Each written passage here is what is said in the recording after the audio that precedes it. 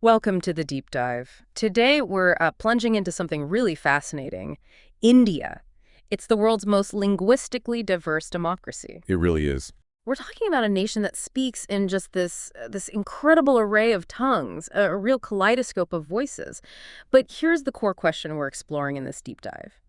Is this amazing diversity India's greatest cultural strength? Or maybe, sometimes, does it act as a subtle fault line?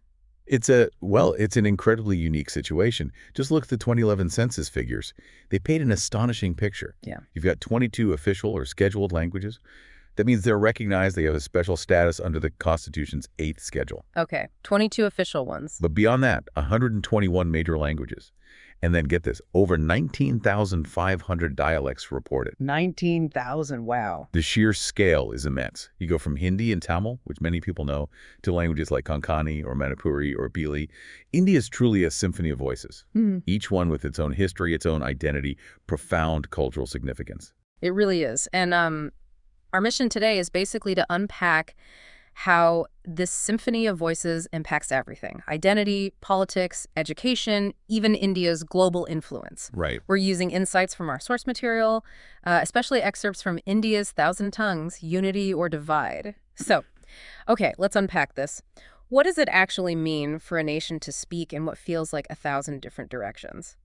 Maybe we should start by tackling a really common misconception right off the bat. A good idea. Which one? That Hindi is the national language of India. It's actually not. Correct. That's a big one. The Constitution doesn't give any single language that status. Instead, Hindi and English are designated as official languages.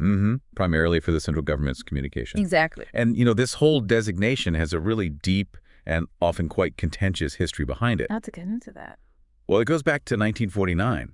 The Constituent Assembly proposed making Hindi the primary official language. Ah. And that just ignited massive protests, particularly across South India, most famously in Tamil Nadu.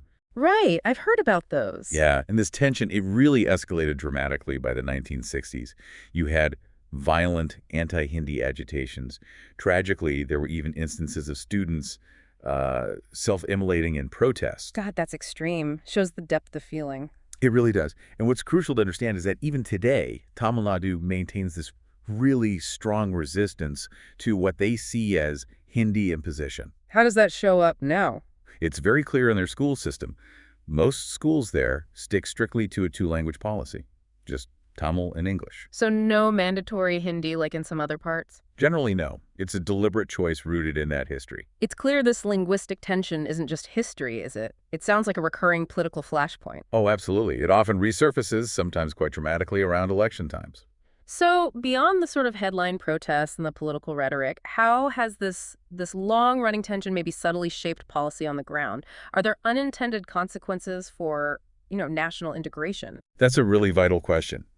Because this persistent linguistic tug-of-war, it means that even when policy aims for national cohesion, the underlying linguistic demands often force a more, let's say, fragmented approach. Fragmented how? Well, it creates and reinforces distinct regional identities that, sometimes feel a bit at odds with the broader national narrative. Right. It just makes getting pan-India consensus on really critical issues much, much more complex. It's a fundamental challenge, really, for any kind of centralized governance in India. Okay, shifting gears a bit now.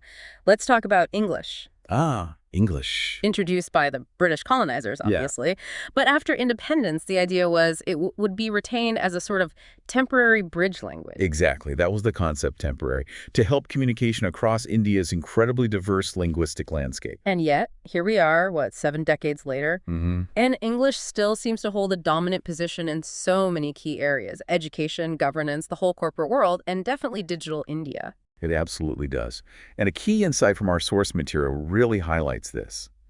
The data suggests that while over 350 million Indians might understand some English. Okay, that's a huge number. It is. But only around 20 million are actually fluent. 20 million out of 350, that's a massive gap. It's a huge gap. And this fluency gap, as the source calls it, creates a new kind of inequality, doesn't it? It's often invisible, this linguistic inequality. That's a really striking point, the fluency gap.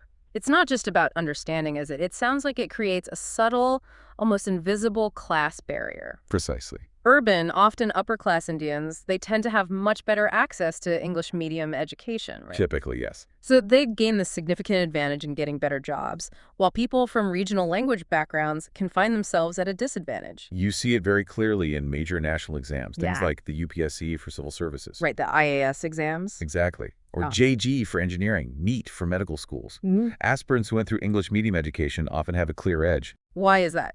Better materials. Often, yes. Better coaching materials, more digital resources. A lot of the preparatory ecosystem is geared towards English. So it's not just about convenience then. Not at all. It's about the the fundamental architecture of opportunity. English was meant to be a bridge, Yeah. but in many ways it's actually become a gatekeeper. It creates this sort of two-tiered system where access to higher education, access to those coveted jobs, is often dictated by how well you know English. And that just deepens existing socioeconomic divides, doesn't it? It inadvertently does, yeah. Wow, that connection between a colonial legacy and actual modern opportunity is, well, it's deeply intertwined. It is. But maybe beyond just access, how has English changed the very nature of India's elite? And what are the long-term implications of that for the country's, diverse population? That's digging deeper, isn't it? It arguably creates an elite that might be, culturally speaking, somewhat detached from the linguistic realities of the majority. The long-term implication is this potential disconnect between policy-making circles and the lived experiences of millions who operate primarily in regional languages. This invisible wall of English shaped by history. It really shows how deeply language can affect destiny. Absolutely. And that historical influence, it isn't just limited to education and jobs. It's literally etched onto the map of India. You're talking about the states reorganization. Exactly. Back in 1956, India made this huge decision, redraw state boundaries, mostly along linguistic lines, the States Reorganization Act. A pivotal moment. Yeah. And it had this truly dual impact, as the source points out. Dual how? Well, on one hand, it was a major step. It formally recognized people's fundamental right to a language-based identity. It acknowledged their cultural uniqueness. Which sounds democratic, addressing regional feelings. It was arguably a democratic imperative, given the strong regional sentiments. But there's the other hand. Okay. This very act of recognizing and solidifying identity also, inherently, sowed the seeds of stronger regional pride. And that pride, at times, could potentially conflict with the broader idea of national unity. Right. We saw concrete examples, didn't we? Andhra Pradesh was the first for Telugu speakers. That's right. And then others followed: Maharashtra for Marathi speakers, Gujarat for Gujarati, Punjab for Punjabi, and so on. So what's the deeper implication there, beyond just new state lines? Well, what's truly insightful, I think, is that while recognizing these identities was necessary democratically, it also created these built-in centrifugal forces, pulling away from the center, in a way. Making things harder for the central government. Constantly challenging centralized governance, yeah. Yep. Making pan-India policy agreement much more complex. Language became this incredibly potent symbol of self-respect. But also sometimes a tool for politics. Yes, unfortunately at times, a powerful tool for political mobilization, where regional linguistic identity could, and sometimes did, seem to take precedence over broader national goals. Fascinating how drawing a line to recognize identity can also create a new kind of division. It's a paradox, inherent in managing diversity on such a scale. Okay, let's pivot now. Let's talk about the digital era, because the source makes a very clear point here. In this new landscape, language is power. Yeah, and this brings up what looks like a contradiction, doesn't it? In the digital world. How so? Well, on one side, you've seen this incredible explosion of Hindi and other regional languages online, social platforms like YouTube, Instagram. Oh, yeah, huge creators in regional languages. Exactly. Think of indie creators like Kerry Minotti or Amit Padana, millions and millions of followers. It shows massive engagement in local languages. So the content is there in many languages. The user-generated content, definitely. But here's the flip side, the critical tools of the digital world. Most AI tools, coding platforms, official government websites, major job portals, they still overwhelmingly prioritize English. Can you give examples? Sure. Think about tools like ChatGPT, Grammarly, or professional platforms like LinkedIn. Even many government job application portals.